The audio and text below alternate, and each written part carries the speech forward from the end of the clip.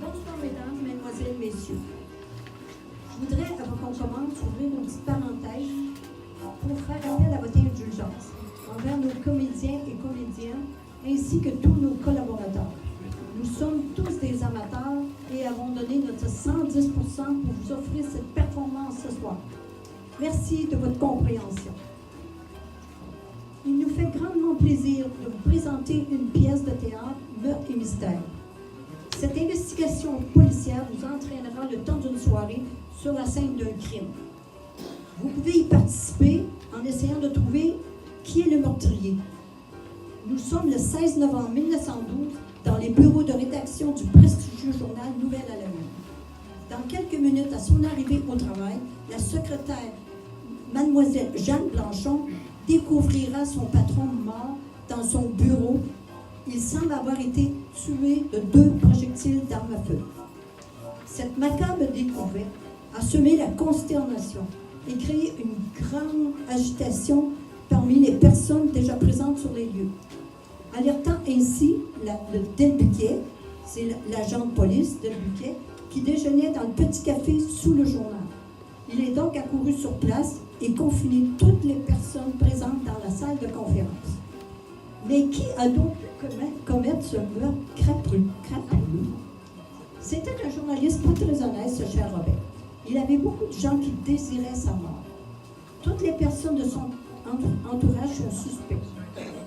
Bien mauvais éditeur et rédacteur, il préférait utiliser les talents de son jeune et talentueux journaliste Célestin Caffieri à son propre profit, en laissant croire à ce dernier qu'il gravirait les échelons plus rapidement. Souvent absent du bureau, il préférait de loin faire la fête plutôt que de travailler. Pourtant, il vivait très largement. Vêtements chers, repas au restaurant, voyages, etc.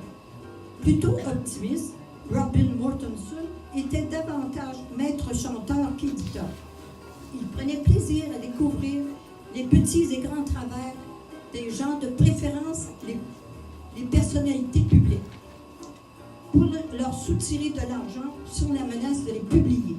Il avait donc de nombreux ennemis. Par les questions et réponses qu'ils échangeront entre eux, vous aurez des indices qui vous aideront à découvrir qui est le meurtrier. Maintenant, je vous présente les personnages. Monsieur Jean Simon, ministre des Finances. Joseph Simon, je m'excuse. L'un des hommes politiques les plus doués de sa génération, Monsieur Simon tente depuis plusieurs mois de mettre sur pied une politique d'impôt sur le revenu qui lui vaut de très nombreuses critiques. Les plus violentes viennent du journal à la Une. Aurait-il tenté de faire taire son plus grand détracteur?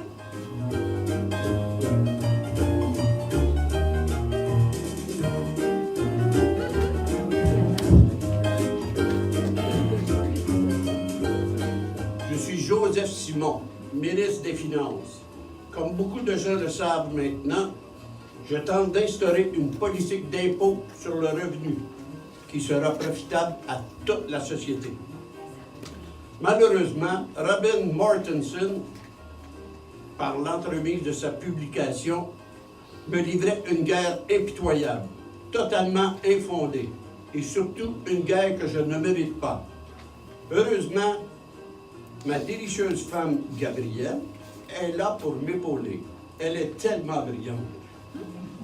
J'ai tenté souvent de rencontrer Mortensen, mais il trouvait toujours une excuse pour remettre nos rencontres.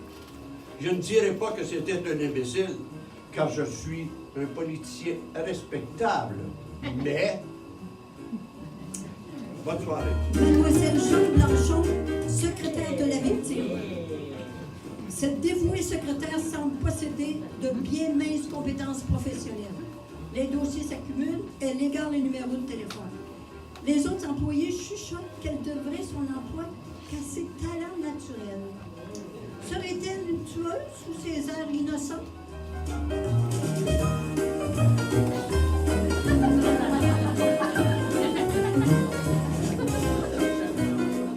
Je suis Jeanne Blanchon. Je suis la secrétaire de mon patron, Robin Mortensen. sais, je suis une bonne secrétaire, très consciencieuse, malgré ce que peuvent dire certaines mauvaises langues. J'ai étudié dans les plus grandes écoles de secrétariat, bien sûr, et j'ai réussi avec succès. Depuis quelque temps, je relève un nouveau défi, celui de rédiger un compte-rendu de politique en jupon que nous faisons avec Mme Simon, qu'elle fait à chaque semaine.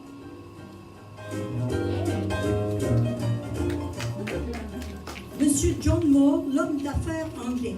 Cet homme d'affaires prospère finançait Mortensen, la victime, pour qu'il salisse la réputation du ministre des Finances. Il venait rencontrer la victime à cette heure matinale dans la plus grande discrétion. Était-il véritablement un allié?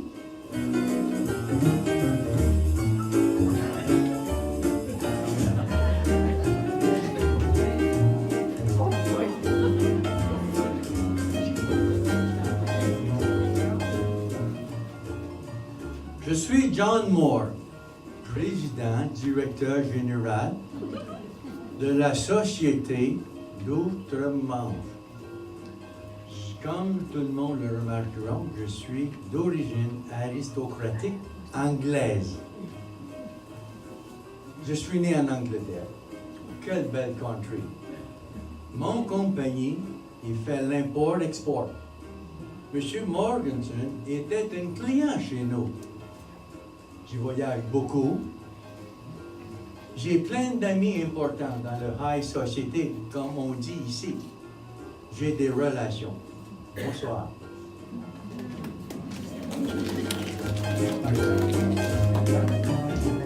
Madame Suzanne Dubois, ex-épouse de Robin Mortensen, rédacteur en chef du journal à la Une. Ex-épouse de la victime et en mauvais termes avec lui, autant sur le plan financier que sur le plan personnel. Suzanne Dubois a refait sa vie avec un aviateur. Elle est connue de tous au journal et reconnue pour n'avoir pas peur de rien ni de personne. Aurait-elle essayé de tuer son ex-époux, envoyer son ex-époux vers d'autres cieux?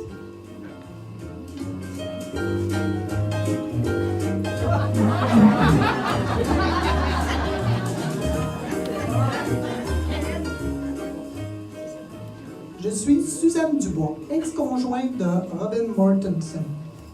Depuis notre séparation orageuse, j'ai refait ma vie avec quelqu'un de bien, un aviateur. Mon prochain projet de vie est d'ouvrir une école d'aviation, car l'avion, c'est l'avenir. Personne ne le sait, mais j'ai tellement investi dans les nouvelles à la Une que je suis en réalité la vraie propriétaire de cette publication. C'est pourquoi j'ai mes entrées ici et je viens faire ma petite tournée occasionnellement. Depuis le début, Robin ne gérait pas très bien. Et depuis quelques mois, ça prenait une drôle de tournure. Je voudrais bien mettre un peu d'ordre là-dedans.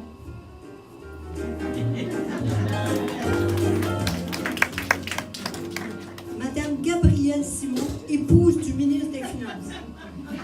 Reconnue dans son milieu pour son intelligence et la justesse de ses propos, Madame Simon a mis sur pied le regroupement politique en jupon. Elle avait un rendez-vous d'affaires tôt ce matin avec mademoiselle Jeanne Blanchon. Aurait-elle eu un rendez-vous meurtrier juste avant?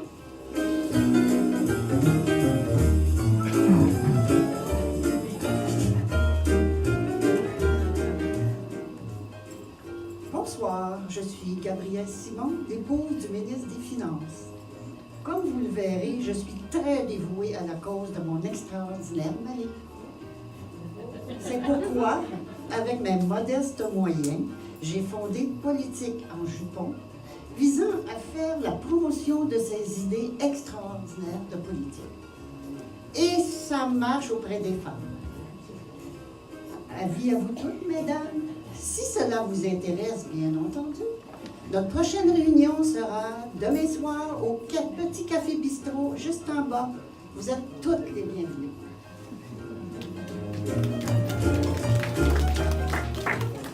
Monsieur Célestin Caffieri, le journaliste.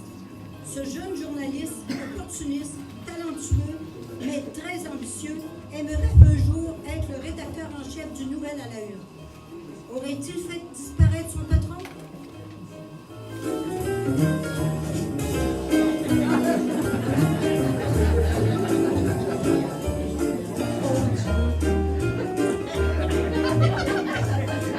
Je suis Célestin, journaliste au Nouvelles à la Une.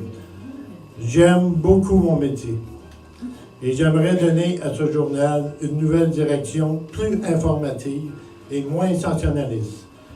Depuis 3 ans, j'essaie de prouver que je pourrais être un excellent rédacteur en chef. D'ailleurs, les bons articles, c'est moi qui les écris. Mais mon patron, un arrogant et imbécile, ne l'a jamais reconnu. J'ai donc pensé à partir de nombreuses reprises. À mon arrivée ce matin, j'ai vu de la lumière dans le bureau, mais je ne suis pas allé, car on s'était disputé hier et je n'avais pas envie de lui parler. Bonsoir. Madame Lily Larue, la tenancière du cabaret Bonheur d'occasion. Cette dame, mal engueulée, avait souvent des discussions animées avec la victime, qui ne payait pas toujours l'addition au Bonheur d'occasion. Elle l'a accompagné, Yves, au journal aux petites heures du matin. Lui aurait-elle réglé son compte?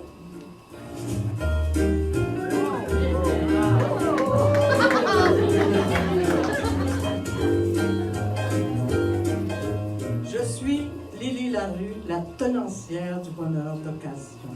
Un endroit où tous sont les bienvenus pour une soirée agréable et de divertissement.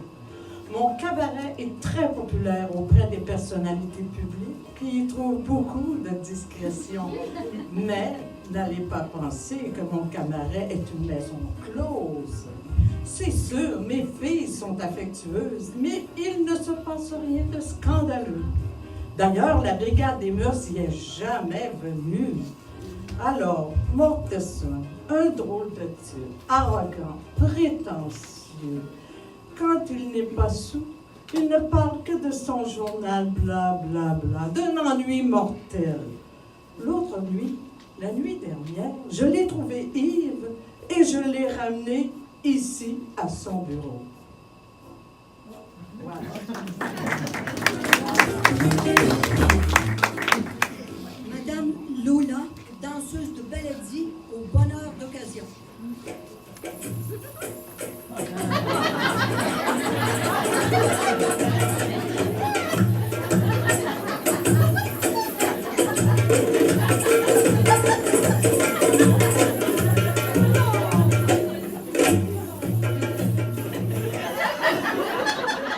Je suis Lola, danseuse de Baladi. Mes danses du ventre sont très appréciées par la clientèle du Bonheur d'occasion. D'ailleurs, moi, voyez-vous, je suis une star du Baladi. Certains d'entre vous me connaissent très, très, très bien. Ils peuvent témoigner de mes talents vraiment exceptionnels. Bonsoir, messieurs. Et mesdames aussi.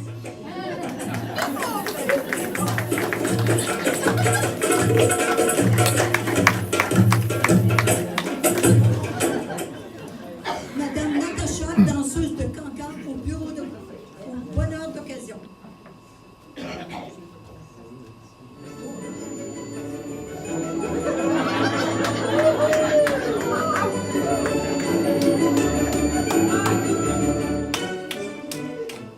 Je suis Natacha, danseuse de Cancan au Bonheur d'occasion. Je danse, oui, mais ma vraie spécialité est le toucher relaxant. Mais, qu'allez-vous imaginer? C'est une technique scientifiquement prouvée et elle marche à tous les coups. D'ailleurs, elle marche à tous les coups.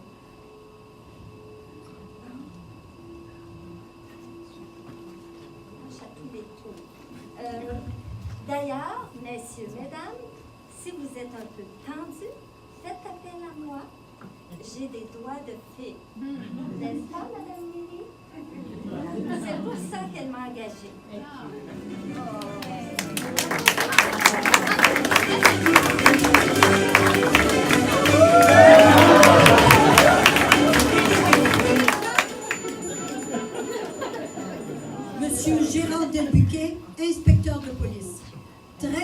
pointilleux sur le respect de l'ordre public, l'inspecteur Delbuquet avait à l'œil le rédacteur en chef. Il est le premier représentant de l'ordre à arriver sur les lieux.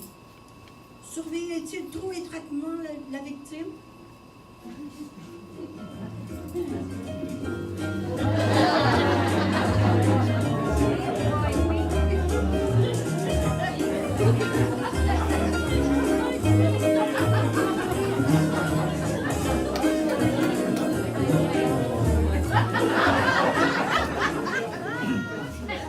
Je suis Gérard Delbuquet, inspecteur de police.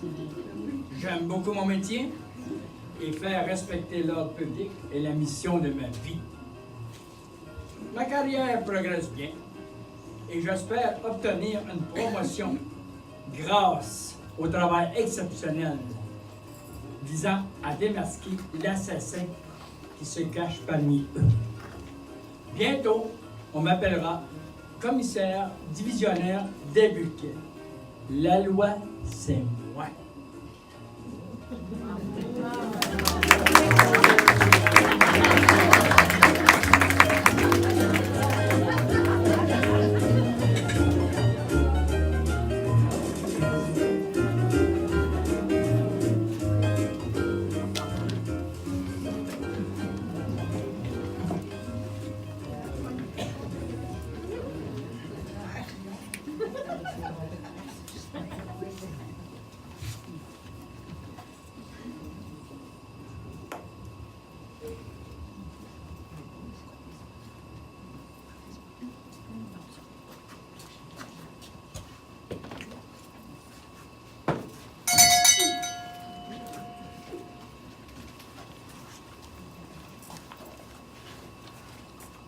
Décidément, c'est très difficile d'avoir un rendez-vous à l'heure ce matin, mademoiselle Blanchon. Monsieur le ministre, je suis désolée. Je ne sais pas ce qui se passe.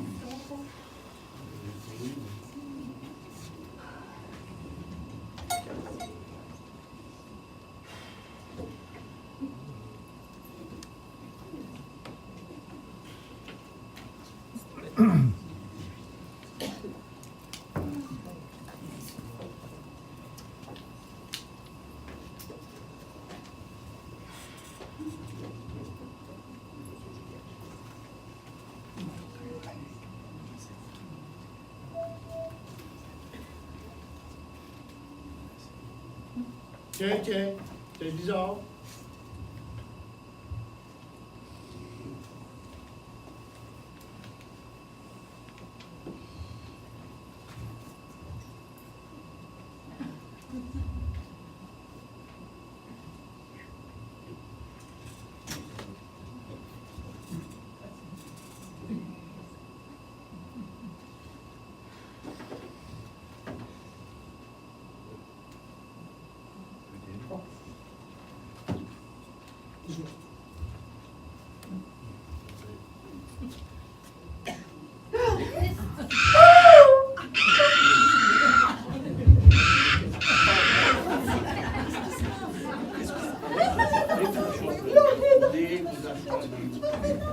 Calmez-vous, calmez-vous. Calmez-vous.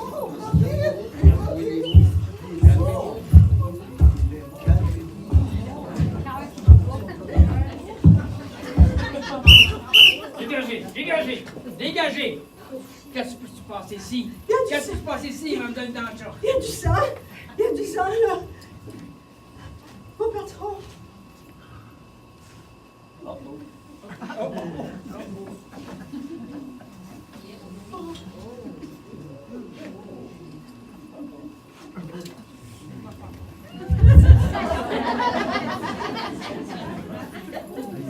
Il est bel et bien mort.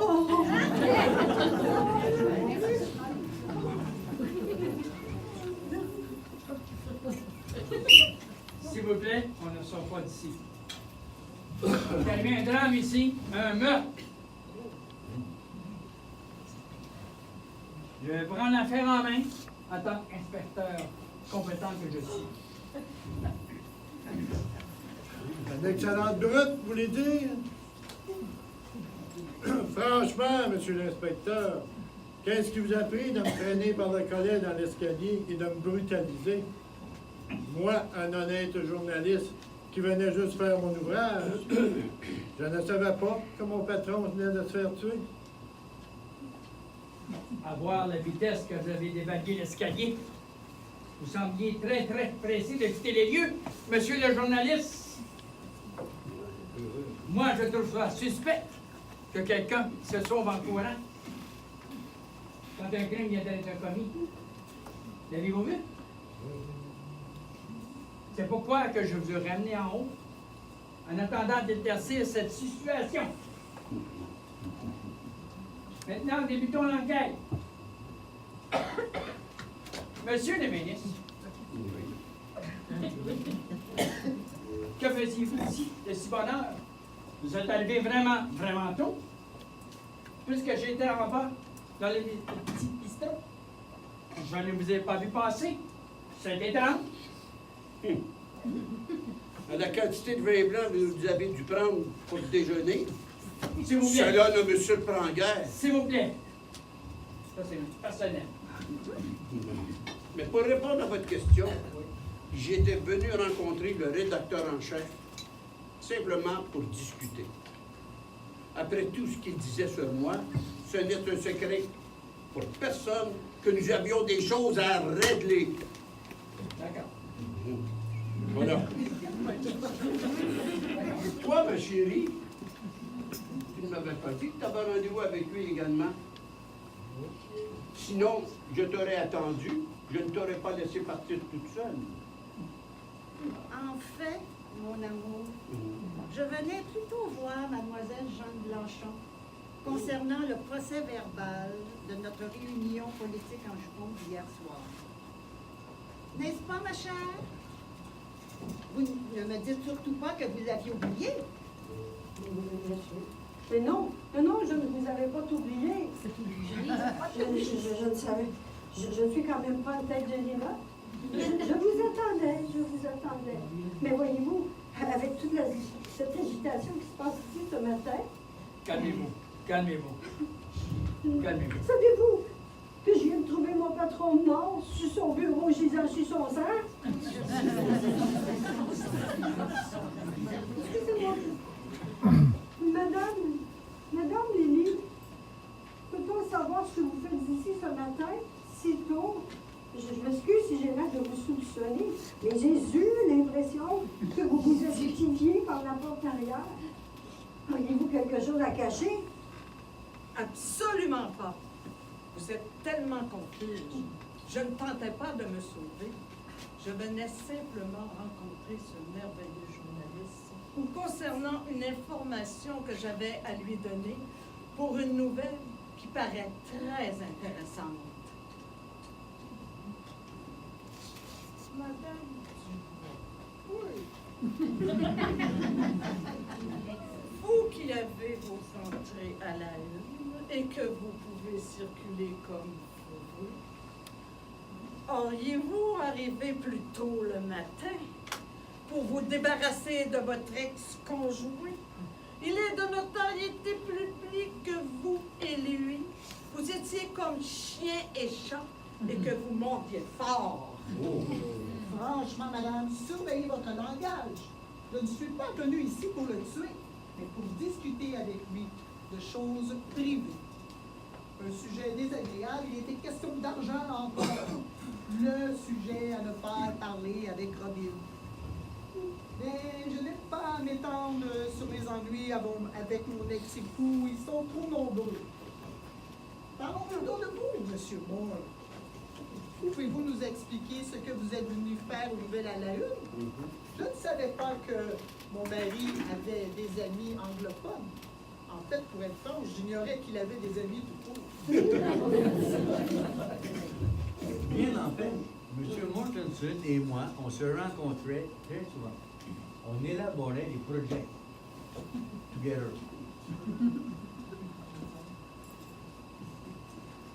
Ce sont des affaires personnelles, professionnelles. Ça ne regarde personne ici. Et contrairement à vous, j'ai fait une très bonne relation avec M. Mortensen. On ne peut en dire autant de vous, monsieur Cachiri. Vos accrochages constants avec votre patron, toute la ville est au courant. Your last discussion était-elle fatale pour lui? Cessez toutes vos insinuations, monsieur Langlo.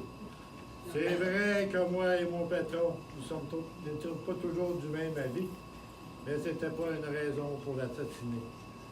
Je suis peut-être un peu impulsif, mais pas un assassin. Impulsif. Oh oui, j'en sais quelque chose. Un petit peu tendu, un petit cafouillis.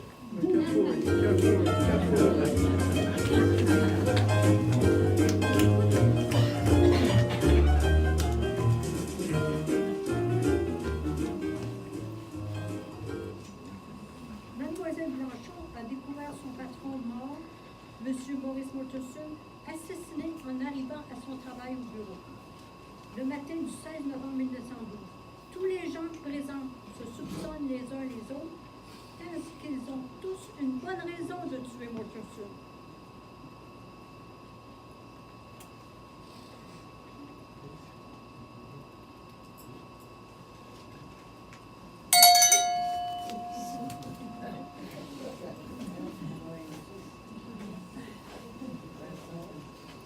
Monsieur Caféry, vous n'êtes peut-être pas un assassin, mais on peut dire que vous aviez vraiment hâte de quitter les lieux ce matin. Pourquoi précisément courriez-vous si vite? J'allais vérifier une information reçue de ma belle Lily Larue concernant une personnalité publique qui jouerait un drôle de petit jeu. Quelqu'un qui se ferait passer pour quelqu'un qui n'est pas. Un imposteur, un visage à deux faces. Mais, heureusement, cette personnage est probablement parmi nous. Et j'espère bien avoir l'occasion de l'interviewer.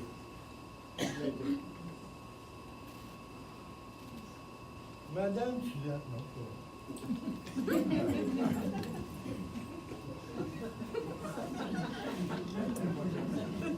puisque notre inspecteur, il semble encore dans les brumes de l'alcool, et qu'il n'est pas trop réveillé, S'il vous plaît. et qu'il est comme ces questions, il tourne en rond. Moi, comme brillant journaliste, je vais prendre cette enquête en main. Vous, Madame Blanchon, vous êtes arrivée de bonne heure ce matin? Oui. Auriez-vous remarqué quelque chose de spécial? Non, pas du tout. Sauf que je suis été très étonnée de voir de la lumière dans le bureau de mon patron. Habituellement, il arrive plus tard. Mais je me suis dit peut-être qu'il a oublié un rendez-vous que j'ignore. Ou un des innombrables que vous avez oublié de noter? Monsieur le ministre, vous devriez avoir honte. Oui, il m'arrive, à l'occasion, d'oublier quelques papiers. Mais parlez-nous donc de vous. Que faisiez-vous près de la porte du bureau de mon patron avant que j'y rentre pour faire cette malheureuse mais macabre découverte? Veniez-vous de commettre votre crime? Étiez-vous caché dans le bureau? Puisque personne ne vous a vu rentrer. Mais je ne suis pas allé dans son bureau. Je marchais tout simplement pour me dégourdir les jambes. Vous êtes trop émotive, mademoiselle Blanchon. Maintenant que ça me revient, je sais pourquoi que l'inspecteur Delbuguet ne m'a pas vu entrer tantôt. Il était en train de parler avec Lily Larue au restaurant. Il parlait à voix basse. J'ai même vu Madame Larue lui glisser quelque chose sous la table. Madame Larue, étiez-vous en train de compléter un alibi après avoir tué Mortensen? Non, je n'ai pas tué ce profiteur qui pensait qu'à utiliser les autres. Savez-vous que quand il venait à mon cabaret, il lui arrivait toujours d'oublier de payer. Il me devait toujours de l'argent. Ouais. En plus de bousculer mes filles, je ne vous raconte pas comment il a traité ma douce Lola.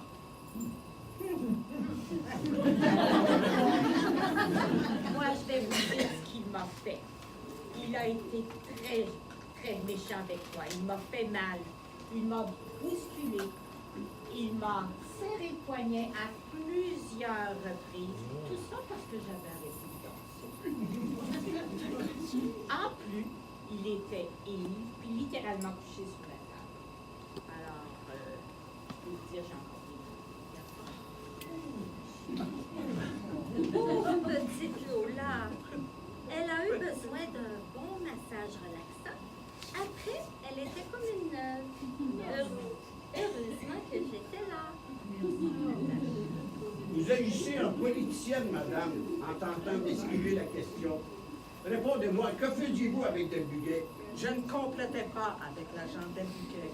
Je tentais simplement de lui remettre ce qu'il avait oublié à mon cabaret. Son âme de service. Oh.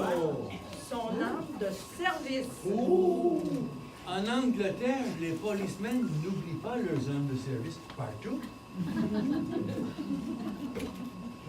Maintenant, ça me revient, Madame Simon. Mais je ne suis pas la seule à avoir eu des problèmes avec cet homme qui savait se faire détester. Vous n'avez eu plus que votre part, n'est-ce pas, Madame Simon? Effectivement, ce n'était pas une personne aimable. Il s'attaquait constamment à Jojo. Pardon, mon mari. C'est un politicien si exceptionnel. C'est d'ailleurs pour l'aider que j'ai fondé Politique en jumeaux. Ainsi, toutes les femmes sauront qu'il est le politicien le plus doué de tous les temps.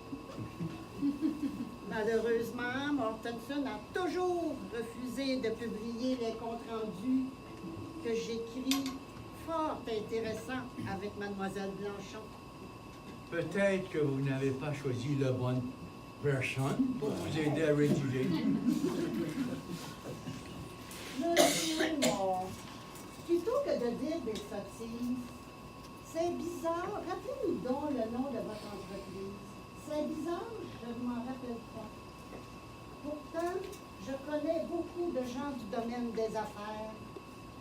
Et autrefois, j'ai souvent voyagé en Angleterre, où je connais de personnes très influentes. C'est tout à fait normal, dire madame. Vous ne pouvez connaître toutes les compagnies, c'est... La mienne, il s'appelle Société Générale d'Outre-Monde. Elle est assez récente. Elle possède un very good reputation. D'ailleurs, c'est pas une compagnie anglaise.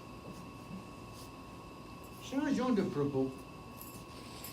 Un homme tué par balle, une femme en mauvais termes avec lui pour des questions de money. Je trouve ça suspect. Surtout une femme précédée d'une réputation de dur à cuire. Madame Dubois, possédez-vous une arme à feu? Une arme à feu? Si. Oui. J'ai souvent un revolver sur moi, comme mon père me l'enseignait quand j'étais petite. Une femme armée n'est jamais sans défense. On ne sait jamais à qui on a affaire, n'est-ce pas? Mais de toute façon, d'ailleurs, ça ne prouve rien, car plusieurs personnes ont une arme aujourd'hui. Mais pour ceux qui se posent la question, non, je n'ai pas mon arme. Parlons donc, inspecteur Delbuguet.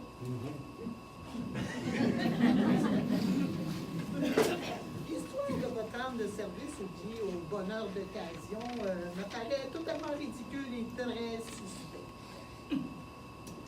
Pouvez-vous nous en dire plus? Je ne sais pas ce que vous voulez dire. J'ai le droit de faire ce que je veux dans mes temps libres. Vous êtes armé pendant vos temps libres. Assassiner des gens fait partie de vos passe-temps? Répondez franchement. Était-ce un oubli ou plutôt un prêt? Madame, Je veux dire, madame, je suis un homme marié. Oui, marié. Et honnête homme de loi. Je n'ai assassiné personne, ni dans mes temps libres, ni en d'autres temps. D'ailleurs, je ne prête mon arme de service à personne.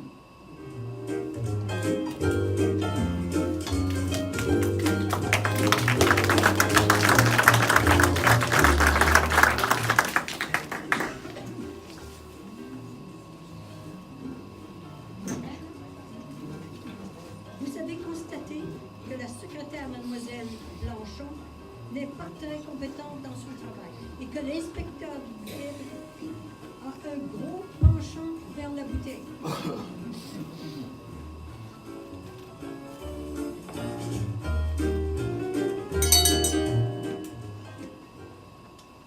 Mademoiselle Blanchon, nous n'avons pas eu le plaisir de vous entendre parler de vos relations with your patron. Est-ce que les fois où je vous ai rencontré, vous sembliez à couteau tiré with lui? Est-ce que je me trompe? Ben, c'était un patron correct. C'était un homme qui ne respectait pas les autres. En fait, c'était un menteur et un profiteur. Voilà. Et pour tout vous dire, lui et moi avons eu une petite aventure qui n'a pas duré. J'ai vite compris qu'il y avait beaucoup d'autres. Et j'ai tout fait pour passer par-dessus ça. Parce que mon métier passe avant tout. Madame Dubois, alors que j'étais en train de souper hier soir avec mon nouvel amoureux au restaurant Mathieu, je vous ai entrevu en train d'avoir une conversation avec votre ex. Et votre entretien a comme vite dégénéré en ce que j'appelais moi une scène de ménage. Et je vous ai entendu quand vous avez levé le bras et dit « Robin, ça ne peut pas durer comme ça éternellement, c'est révoltant. » Et vous avez dit « Il va t'arriver un malheur, tu vas te faire des ennemis. Si tu n'arrêtes pas tout de suite, il va t'arriver un accident grave, très grave même. Et je n'en serai pas déçu à vivre. » Et puis, vous avez quitté le bureau. Est-ce que vous pourriez nous en parler un petit peu? Ainsi, ma petite Jeanne, vous écoutez les conversations de la demoiselle? Eh bien, je vais tout vous dire, puisque je n'ai rien à cacher. Je voulais, depuis un certain temps déjà, récupérer les sommes que j'ai investies dans les nouvelles à la une. Je n'ai jamais revu la couleur de cet argent. Voilà, il ne m'a toujours pas remboursé. C'est foutu, adieu l'école d'aviation. Mon cher Célestin, écoutez-donc, vous êtes mon préféré, vous savez. C'est le préféré de bien des dames. Il est tellement mignon.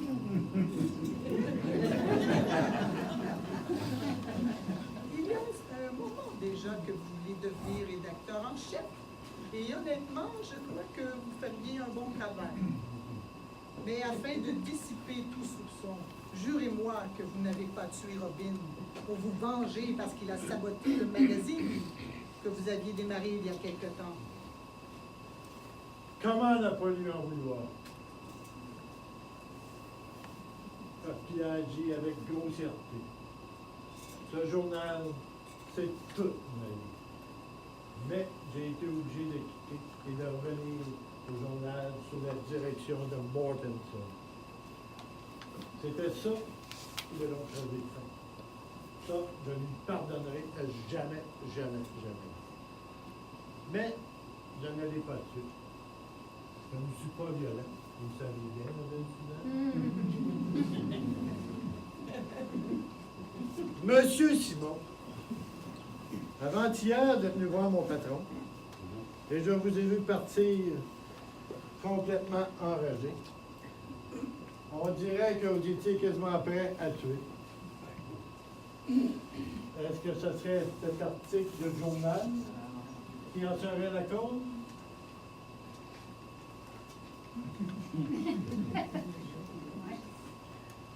Oui. Non à l'impôt. Le ministre des Finances, celui qui veut la ruine de notre population, est encore revenu à la charge récemment avec son projet d'impôt sur le revenu. Cette idée grotesque ne fait l'affaire de personne. Faut-il encore le dire? Notre société, si bien gérée, va à l'abandon.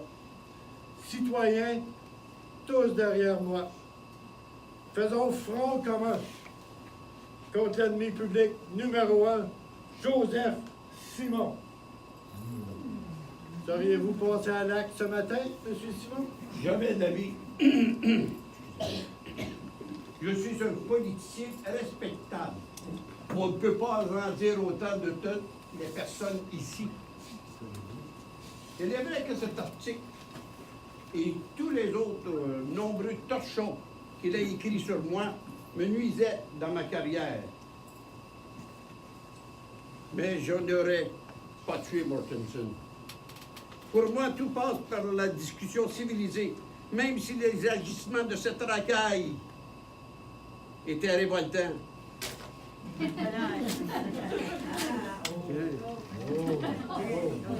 C'est des limites. Inspecteur de Buguet,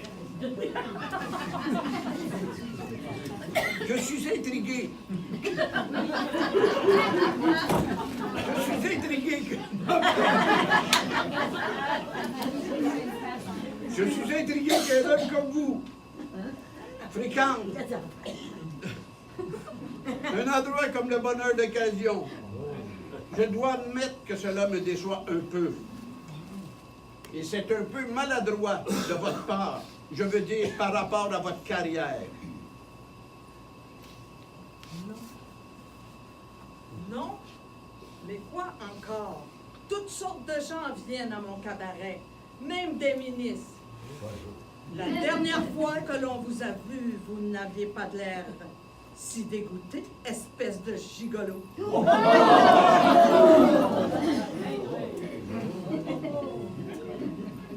Ce cher ministre est comme une abeille qui butine de fleur en fleur.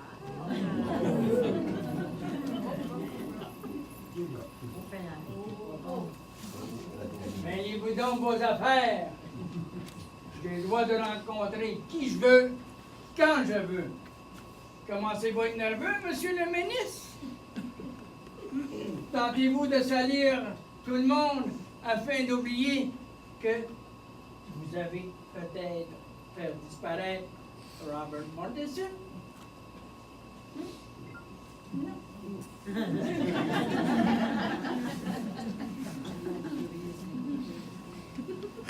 Quant à vous, Madame Simon, pouvez-vous nous en dire plus sur vos voyages en Angleterre? Vous, la femme du ministre des Finances? Dites-nous tout, ça nous intéresse. Sinon, nous allons penser que vous ne cherchez qu'à dépenser nos fonds publics dans d'autres pays. Et c'est pour ça que Mortensen veut s'acharner sur votre mari. Non, non, ce n'est pas ça. Voyons. Les voyages dont j'ai parlé se sont déroulés avant ma vie avec le ministre des Finances, lors d'un précédent mariage avec un aristocrate anglais. Et qui vous encore marié à votre aristocrate anglais quand vous avez rencontré cet énergumène-là, le ministre des Finances?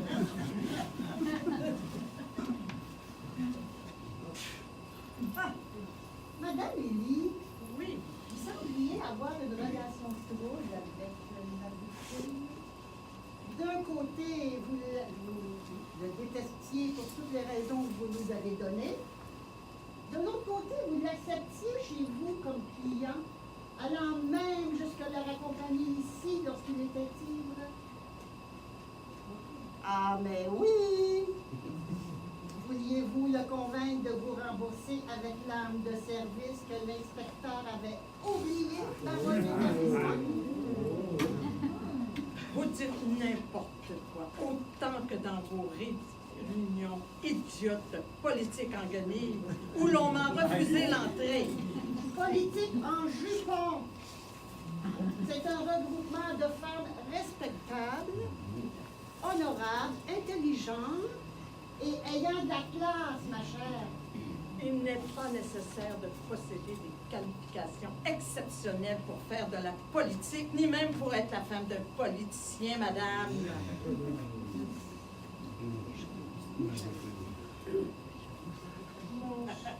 Monsieur Moore, puisque vous êtes anglais, pourriez-vous me traduire cette phrase que un de mes clients m'a dite l'autre jour? It was a fabulous night. I will always remember. Pourriez-vous-tu répéter?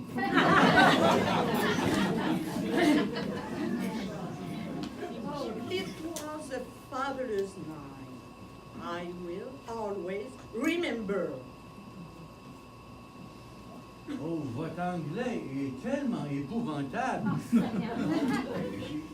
J'ai mis à comprendre et je ne peux pas expliquer. Sorry.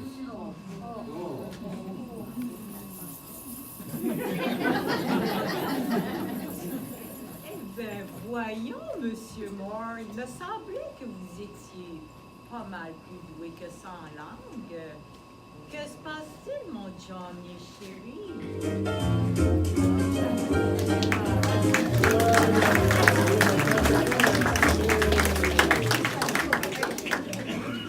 Prise de bec corsé entre Madame Gabrielle Simon, l'épouse du ministre des Finances, et la propriétaire tenancière du bonheur d'occasion, Lily Larue, au sujet du mouvement de politique en jupon. Elles avaient également de très bonnes raisons de se débarrasser de Mortensen. Quelles en sont les raisons?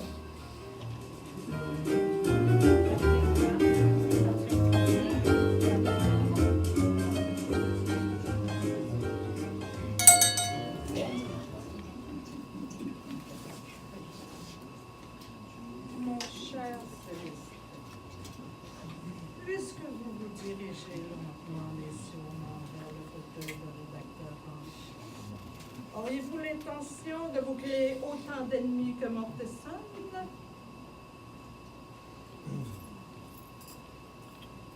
Je pense qu'il est prématuré de me nommer rédacteur en chef.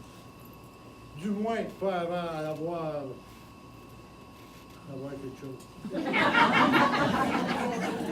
Avoir éclairci cette création. Mais si j'étais rédacteur en chef, je ferais des choses bien différentes. Je ne causerais pas de tort à personne et je ne souhaiterais pas de malheur aux autres. C'est ça que je fais un bon rédacteur.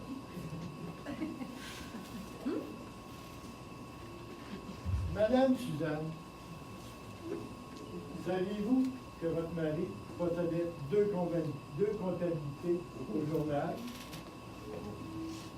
Une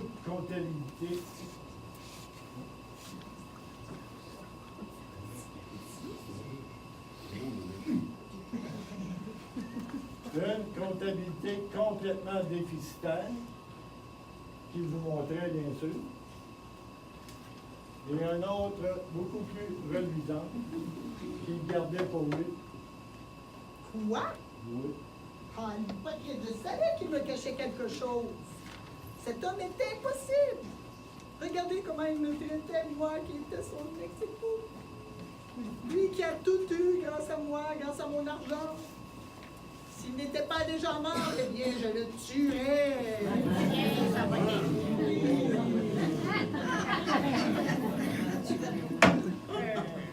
Oh. Ah,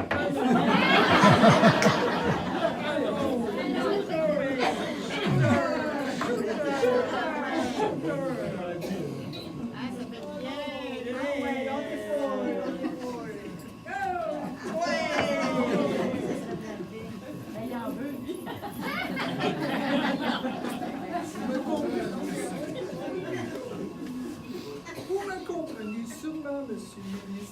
Bien sûr.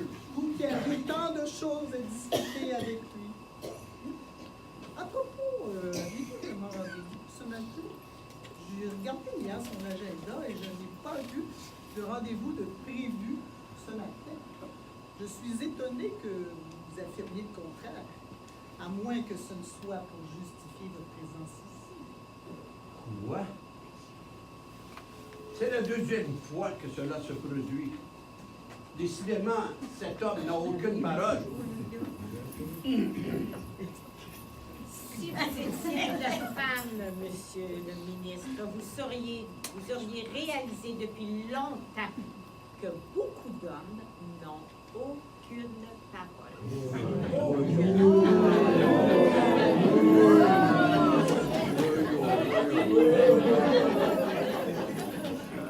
Pas plus tard que la semaine dernière, nous avions rendez-vous et il ne s'est jamais présenté. D'ailleurs, savez-vous ce qui s'est passé, mademoiselle Blanchon? Puisque vous m'aviez confirmé vous-même ce fameux rendez-vous de la part de votre patron.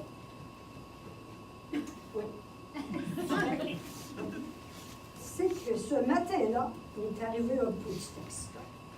Il me semble que j'ai égaré accidentellement quelques calmants, 2 calmants seraient tombés dans le café de mon patron en allant le lui porter.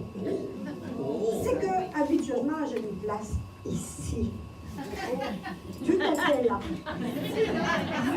Et c'était un accident, c'est sûr que c'était un accident. OK. Et le pauvre a dormi toute la journée sur son bureau. C'est pour ça qu'il a manqué son rendez-vous. Voilà. Madame Simon.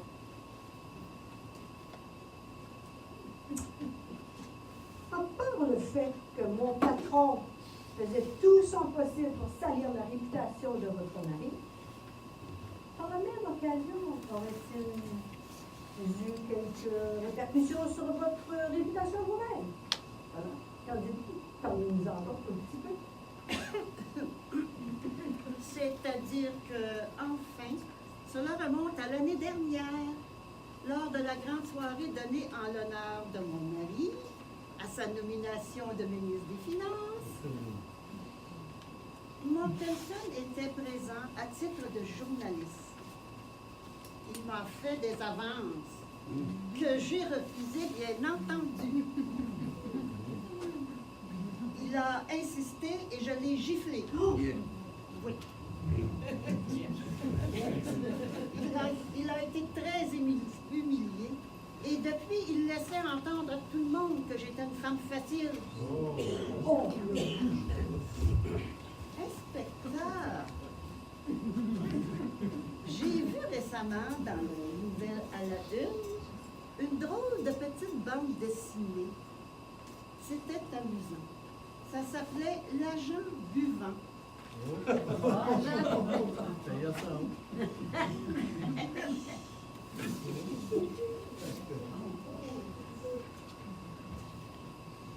Car ça m'a immédiatement fait penser à vous. C'était un policier, comme si vous, Monsieur Mortenson, vous avez pris comme modèle. Un policier ayant un fort penchant pour la bouteille et causant de divers petits méfaits. Parlez-vous ça? Ah, le salaud! C'est inconcevable de manquer de respect envers les personnes responsables de la sécurité publique. D'ailleurs, ce personnage ne me ressemble pas. Absolument pas. Ridiculiser ainsi tous les policiers, c'est un scandale. Je suis venu lui en parler. Il lui a demandé de retirer cette bande dessinée. Il m'a ri au nez. Il m'a dit d'aller prendre un verre et me calmer. Ben, c'est ça, j'ai fait.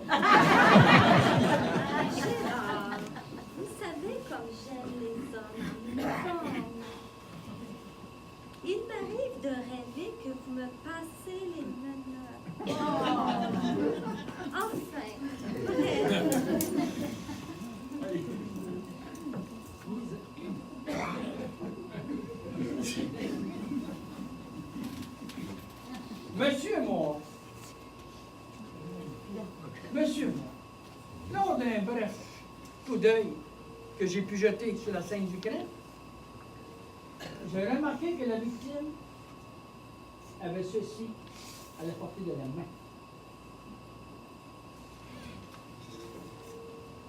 Voyez, c'est bizarre. Un chèque portant l'entête de votre compagnie et signé par quelqu'un d'autre. Il s'appelle Jean Morin. Comment expliquez-vous ça? Voilà qui est strange. Je connais pas personne de ce nom. Ce doit être une erreur. Tentait-il de faire des faux chèques à l'entête de mon compagnie?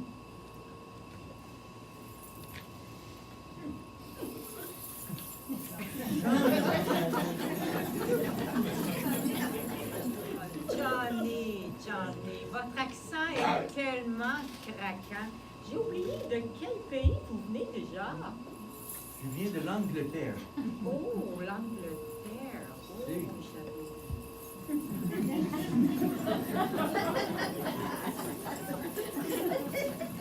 Madame Larue, des notes ici. Je pense que tout le monde ici se pose la question. Savoir pourquoi vous êtes bien proche de Delbrugge, inspecteur. Vous a-t-il demandé de faire disparaître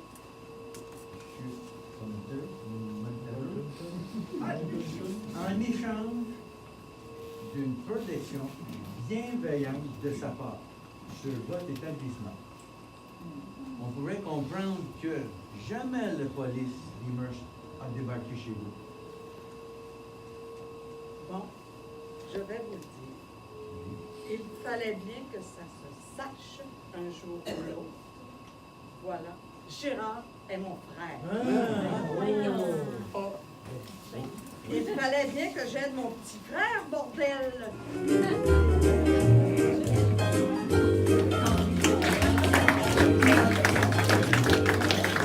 Dans cette scène, vous avez découvert quels sont les liens de Lily Larue avec l'inspecteur Delbuquet.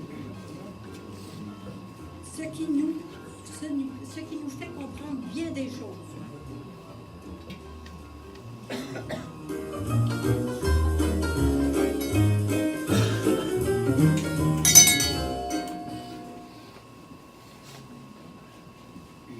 Madame Dubois, comme vous êtes encore mariée à la victime, dites-nous donc qui héritera les bénéfices du journal et du journal maintenant que le patron est mort? Je suppose que c'est moi. Ma foi, j'y ai jamais vraiment pensé. Il était question que c'était moi qui hériterais de tout quand nous étions ensemble, mais depuis que nous sommes séparés, j'en sais rien.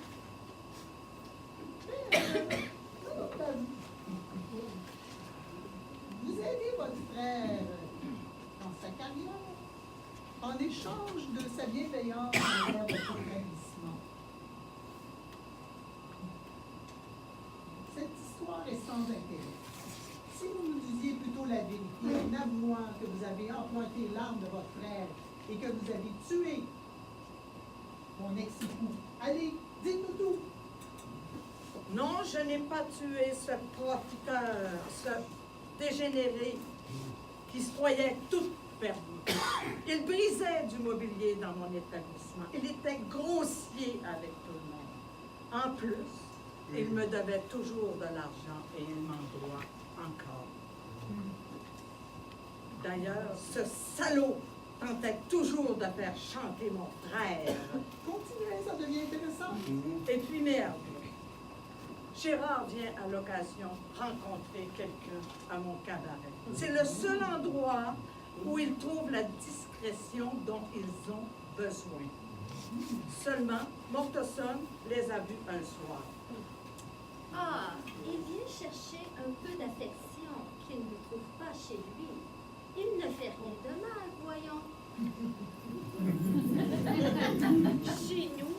la discrétion assurée. C'est ce qui fait notre réputation. Motus et bouche cousue. Passe au bonheur d'occasion, reste au bonheur d'occasion. Dis-leur toi-même, Gégé, je veux dire Gérard.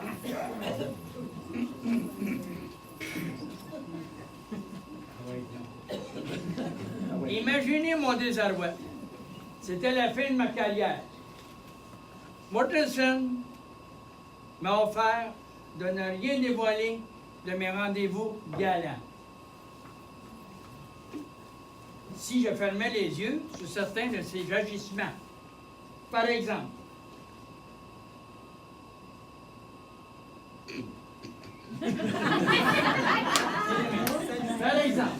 salissage et intimidation envers le ministre, désordre public, comportement inapproprié envers les cotisants du bonheur d'occasion. Je vous le dis, ce n'était pas un enfant de cœur. Cette situation était intenable pour moi. Intenable. D'ailleurs, ça n'a pas fait de moi un assassin. Je vais revenir.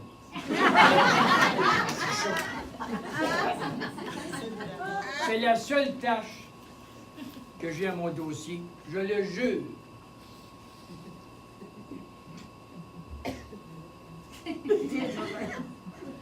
Ben, revenons-en aux faits, Mademoiselle Blanchon.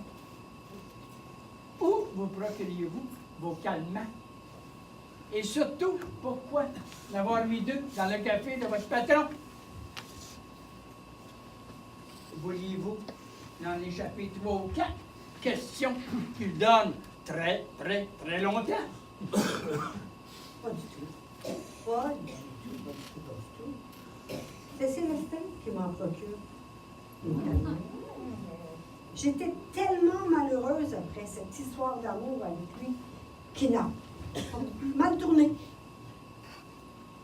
Et puis je vais vous dire, je ne suis pas aussi idiote que j'en ai. Je faisais exprès pour laisser tomber les calmants dans son café. Pour perdre des numéros de téléphone, oublier des rendez-vous. Je faisais tout en mon pouvoir pour me mettre dans l'embarras. Je voulais me venger. Mais je ne l'aurais jamais assassiné. Je suis bien trop sensible. Et la mort, c'est tellement définitif. Monsieur Moore, concernant votre chèque qu'on a vu tantôt, je suis certaine d'avoir déjà vu cette signature. Qui donc signe les chèques dans votre entreprise?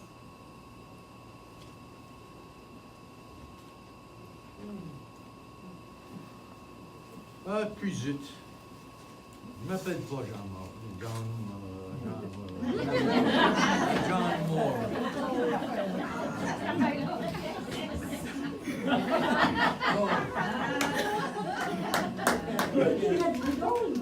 Je m'appelle Jean Morin. J'ai créé ce personnage d'aristocrate pour le prestige qu'il me procure. Tout allait bien jusqu'à ce que Morganson me démasque un soir au bar bonheur d'occasion. Comme je voulais faire le saut en politique, profitant de son réseau et de ses contacts, j'ai accepté de le payer pour qu'il garde le silence sur ma véritable identité. Les sommes n'ont cessé d'augmenter. Il me tenait à la gorge. Ce n'était pas une raison pour le tuer, parce que mon avenir dépendait de lui et de ses contacts.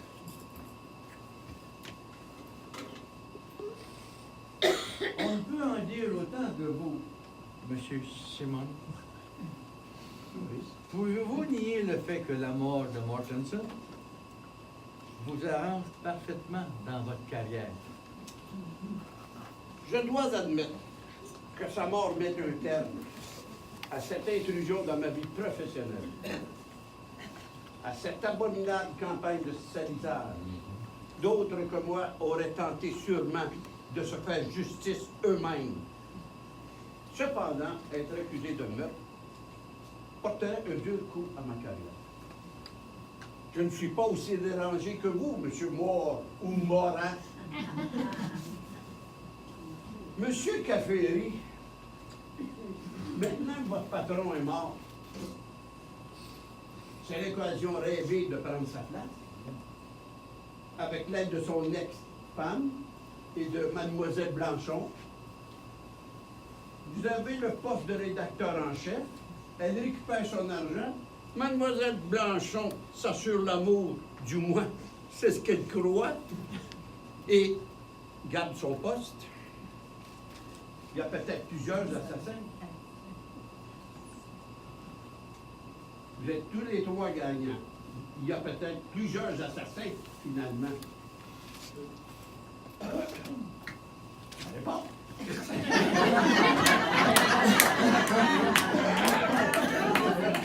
Ben voyons donc, monsieur le ministre.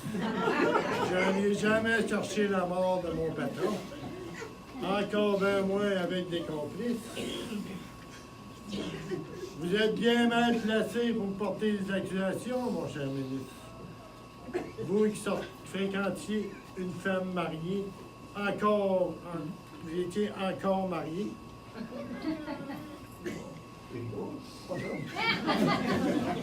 Vous ne vous en vantez pas? Quelle immoralité! Mais où va-t-il chercher tout ça? Et en plus, c'est du passé. Ça n'a rien à voir avec le meurtre de Mortensen. Ne te laisse pas impressionner, chérie, par ce fouille de merde, ma chérie. Il n'a pas plus de place que celui qui refroidit dans le bureau d'à côté.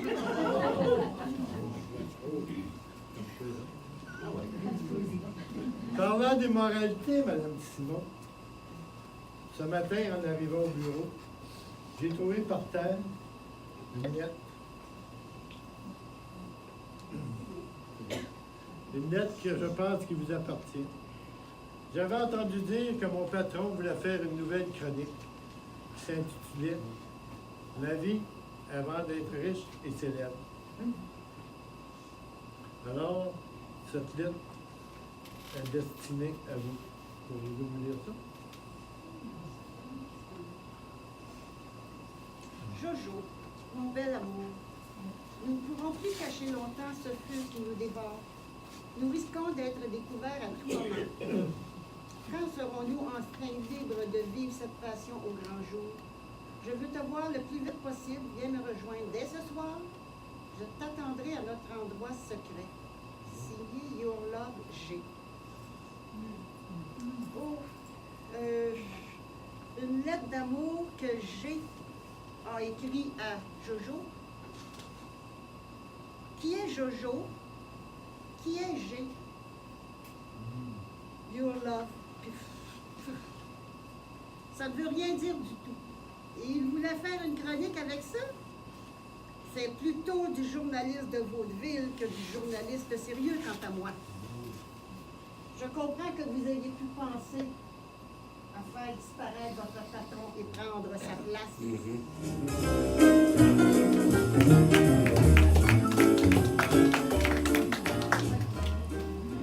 Est-ce que l'inspecteur de police d'Elbuquerque aurait autre chose à cacher en plus d'être le frère de Lily Larue, tenancière du bonheur d'occasion, et la supercherie de M. John Moore qui se faisait passer pour un anglo? À vous de juger. Maintenant,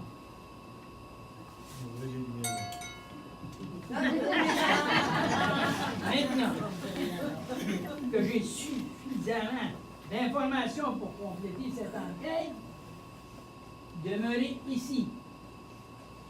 Je vais revenir avec du renfort. Et du fort. Restez ici.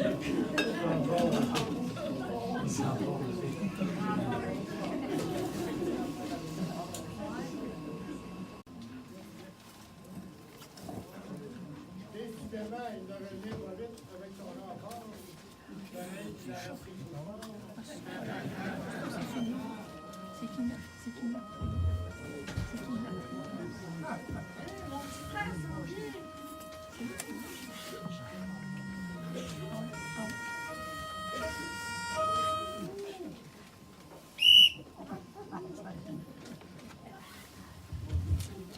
eu le temps de dégriser.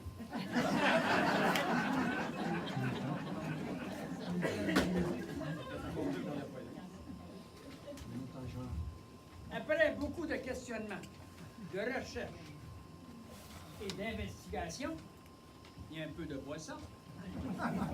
Moi, Gérard Debulquet, inspecteur de police, compétent et honnête, je déclare au nom de la loi, vous, Madame Gabrielle Simon, pour le meurtre crapuleux de Robert.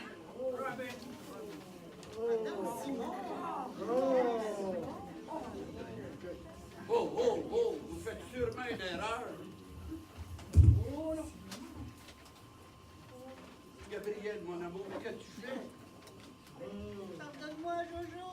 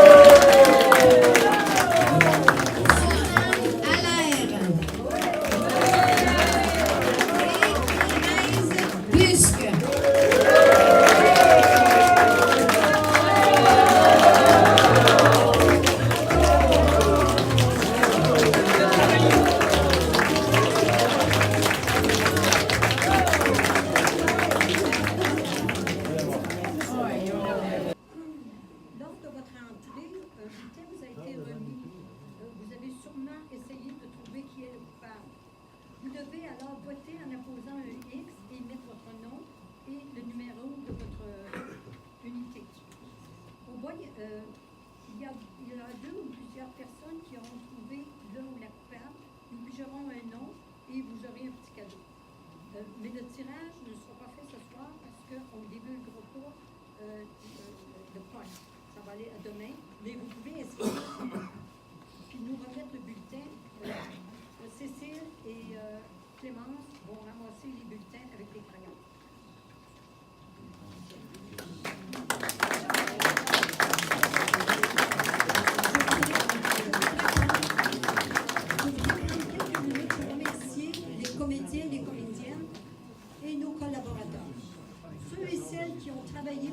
De cette soirée. Suzanne,